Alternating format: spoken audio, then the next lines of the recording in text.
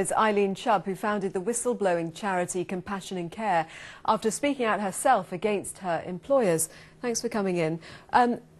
Obviously, your case goes back some time because you've subsequently set up the organisation that you set up, but just tell us why you felt moved to set up something that would support people in a similar situation. In my own case, we were the first people to use the law that's alleged to protect whistleblowers, PIDA, and it totally failed us.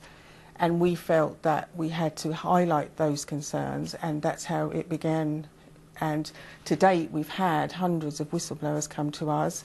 On the Compassion in Care website, there is loads of information that people can see. This information has been made available to Robert Francis, including a document called Breaking the Silence Part 1, which is evidence from 1,500 whistleblowers. And it is a damning indictment of how we treat whistleblowers in this country. We have cases here where people are living in caravans, they've lost their job, they have no hope of getting another job, and all because they did the right thing. And I think that that is an absolute disgrace. Now, just to go to the sort of stories that the people that you're talking about have been coming forward with. What are they blowing the whistle on? Is it the treatment of patients, or is it the treatment of themselves within the NHS? Initially, it's the treatment of people. It's not just the NHS. As in patients? Yeah. This report is 1,500 whistleblowers, 70% from healthcare, and that can be care homes, which are 90% publicly funded, let's remember.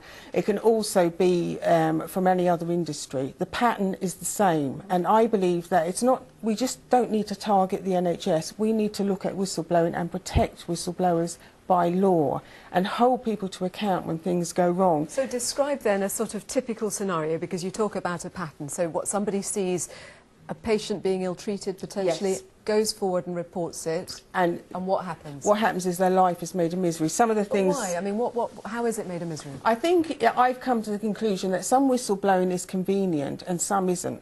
And the most serious abuse is inconvenient, and the employers react to it by defending themselves. So what would be inconvenient whistleblowing? Anything that affects an organisation's reputation. So if there is something raised and it's not addressed, then the employer then tries to bury the wrongdoing and the whistleblower at the same time. So it potentially deals with the situation, but the whistleblower is punished at the same time? Or the situation would continue? The situation continues, and I think that's what most whistleblowers find. You'll find from this document that all of the wrongdoing in every case has not been addressed, and that is the biggest scandal. I believe we need to protect the protectors with law. And Robert Francis is saying, oh, he's going to train potential whistleblowers. Is he going to train them in how to make 2 tins of soup last for a week, or how to live in a caravan and lose your home? He's spoken very eloquently, hasn't he, about the impact on the whistleblowers, saying that he has been shocked. In some cases, people have felt suicidal. Do you feel that now voices are properly being heard and that will be addressed? No, absolutely not. It's worse than ever. And I think that by ignoring the worst cases, you cannot survey whistleblowers, firstly, because whistleblowers are terrified to say what's happening to them. And it takes me months to build a relationship of trust. Please go onto our website and just look at the evidence, is what I'd say to the public. You know, you could go out the door tomorrow and your loved one could be killed on a train crash.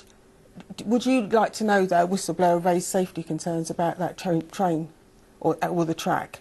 It's happened, it happened at Clapham, and it will happen again. And we need to look at whistleblowing and have a full public inquiry into the whistleblowing cases that have made it to the courts. Most whistleblowers cannot access the law.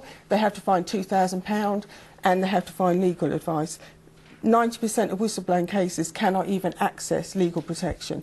So that is no legal protection at all. Eileen Chubb, founder of Compassion in Care and a whistleblower yourself. Thank you very much. Thank you.